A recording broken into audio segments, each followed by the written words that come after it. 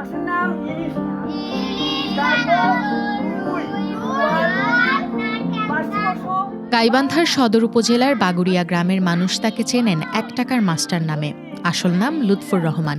বয়স এখন ৭৮ বছর। বয়সের ভারে শরীর কিছুটা নুয়ে পড়লেও শিক্ষার্থীদের পড়ানোর আগ্রহে এতটুকু ভাটা পড়েনি। প্রতিদিন ২ ঘন্টা করে পাঠদান করেন আর প্রত্যেক শিক্ষার্থীর কাছ থেকে প্রতিদিন ১ টাকা করে নেন। প্রথম থেকে পঞ্চম শ্রেণীর শিক্ষার্থীদের পড়ান তিনি। ৫১ বছর ধরে নিরলসভাবে শিক্ষার আলো ছড়ানোর কাজটি করে যাচ্ছেন। গাইবান্ধা শহর থেকে প্রায় ৫ কিলোমিটার দূরে বাগুড়িয়া গ্রাম। সদর উপজেলার গিদারি ইউনিয়নের এই গ্রামটির ভেতর দিয়ে চলে গেছে ব্রহ্মপুত্র বন্যা নিয়ন্ত্রণ বাঁধ। বাঁধের ২ ধারে নদী ভাঙা মানুষের বাস। অধিকাংশ পরিবারের ঘর একচালা টিনের। সেই গ্রামে প্রতিদিন শিক্ষার্থীদের নিয়ে ছোট্ট এক পাঠশালা বসান লুৎফর রহমান। সকাল থেকে সন্ধ্যা অবধি শিশুদের পড়ান তিনি।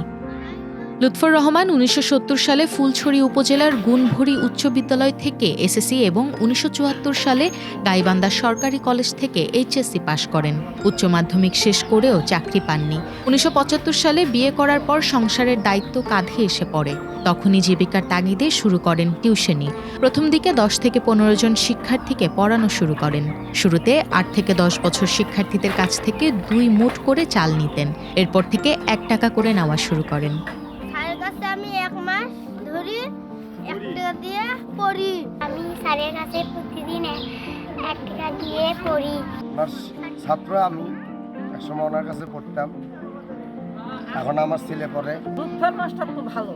আমার ছোটটাকে দেখি যে লুৎফর মাস্টারের ছোট ছোট ছেলে পেলেকে ১ টাকার মাস্টার বলিয়ে সবাই চেনে।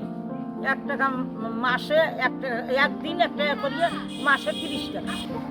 একসময় ফুলছড়ি উপজেলার উড়িয়া গ্রামে ছিল তাদের বসতভিটা। বাবার প্রায় ১০০ বিঘা জমি এবং ৪ বিঘা জায়গা জুড়ে ছিল বাড়ি। কিন্তু ব্রহ্মপুত্রের ভয়াল ভাঙনে সব হারিয়ে নিঃস্ব হয়ে পড়েন তারা। পরে আশ্রয় নেন বাগুড়িয়া গ্রামে। ১ টাকা তো অভাব খুব। টাকা পয়সা ২ মাস পয়সা দিতে পারে না। তাদের বই কিনার টাকা পয়সা নাই, পয়সা খরচ দিতে পারে। সেই দিন তারা আমার বলে যে বাবা তোমাকে ১ টাকা করে দিই। ওই ১ টাকা করেই পড়ে দিতে পারে না ওরা। যে কোনো সময় সেই টাকা দিয়ে সেই চ্যানেল দেয়।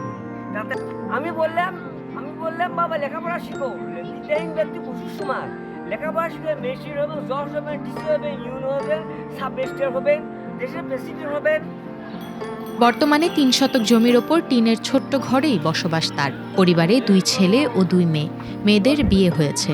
বড় ছেলে লাবলু মিয়া ব্যাটারি চালিত অটোরিকশা চালান আর ছোট ছেলে মশিউর রহমান কাজ করেন একটি কোচিং সেন্টারে। স্ত্রী লতিফুল বেগমকে নিয়ে ছোট্ট সংসারে কাটছে তাদের জীবন।